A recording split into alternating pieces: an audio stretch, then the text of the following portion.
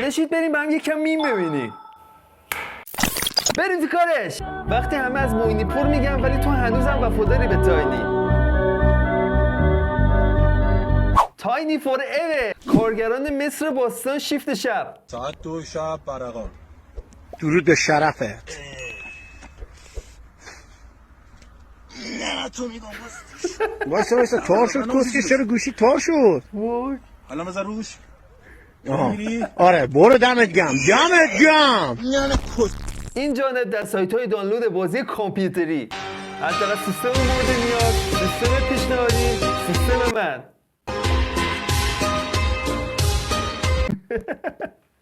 رفقا من حتی سیستمم از اون سیستم پایینی ضعیف‌تره و شاید باورتون نشه این ویدیوهایی هم که دارم میگیرم بدون کامپیوتر و سیستمه. اگه این ویدیو 30 تا لایک بگیره یه روم تور میگیرم و بهتون نشون میدم چجوری ویدیو میگیرم. پس لایک، کامنت، سابسکرایب یادتون نره. دمتون گرم. طوری که اون رفیقم فاز لاتی داره و تو مدرسه راه میره. احتمال درگیری 100%، خایه درگیری 0%. وقتی میخواستیم بریم دستشویی مدرسه ولی باید چک میکردیم ببینیم کدوم تمیزه. نمیخوابید رو ببینم. خاطرات بدی داره یادم میفته. Umschläfern. Ich will nicht. یاد چه کثافتی افتاده. بعد جالب اینجاست این قضیه فقط مخصوص کاسه توالت نبود. یه موقع در، یه موقع دیوار، یه موقع سقف. من فقط موندم چیکار کردن که سقف گویی شده بود. واقعا این احتیاجی به مهارت خاصی داشت. اخبار تلویزیون امروز به 15 کودک تجاوز شده. مجری اخبار ناشنوایان.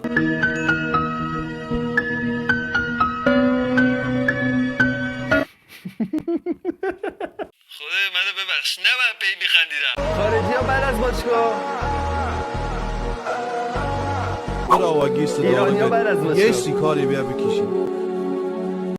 داداش کلا داستان ایران با کل جهان فرق داره.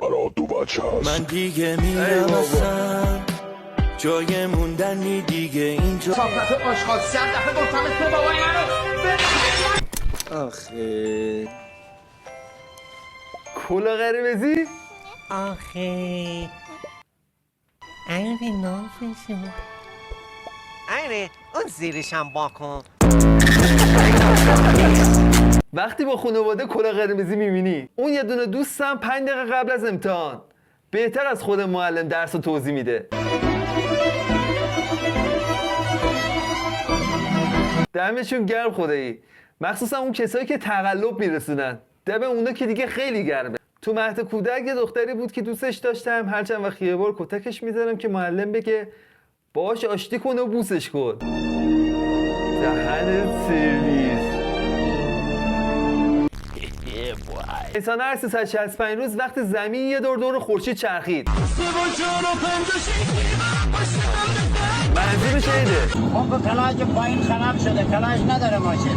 با بار نفتا، بالاتر از خطر. حرکت کردیم بدون کلاج. با پای شکسته. بدون کلاج.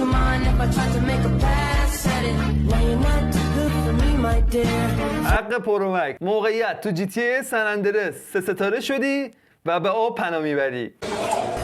اوه یادش بخیر. هلیکوپتر هم بالا میزنن.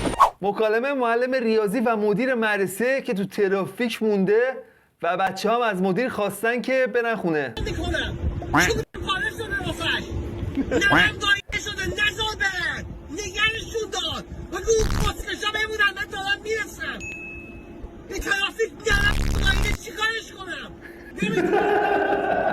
ای بابا سید گرفتار شدیم ها. دقیقا معلم ریاضی همینه. یعنی تو برف، تو بوران، تو سیل، تو زلزله بازم پیداشون میشه. من تا اون موقعی که درس میخوندم یه بار نشده که معلم ریاضیمون نباشه. لاتاری چیز پوزیشن مورد علاقه عنکبوته. ببینم دخترمون بزرگ شه قراره چی کاره بشه.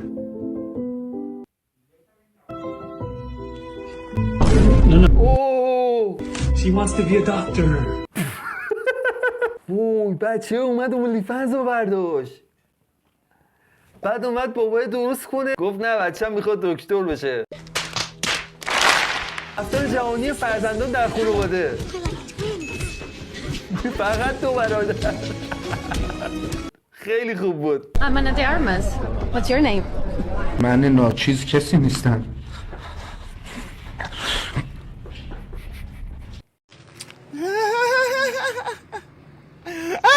آخ جون دخترمون میخواد حرف بزنه. حتما میخواد بگه مامان.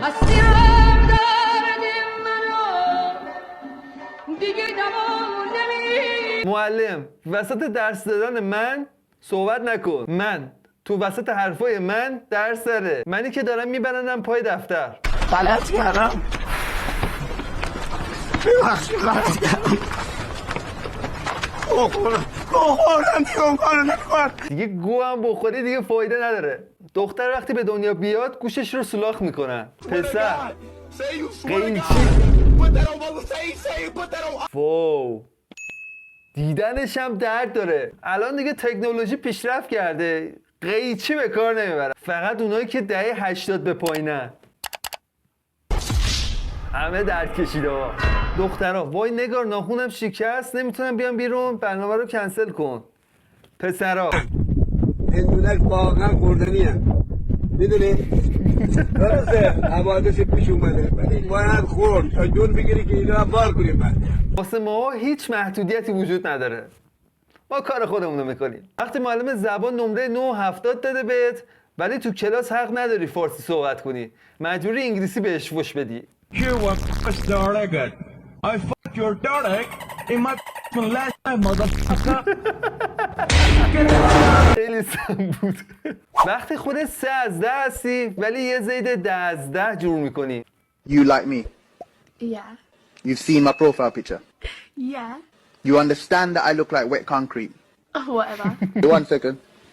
I want to thank you for your grace and mercy in my life. وقتی خودت سیاهی ولی سفیده. خب بچه ها اینم بود از این ویدیو. اگه دوست داشتید بیشتر از این ویدیو ببینید و بخندید منو ساب کنید. دمتون گرم.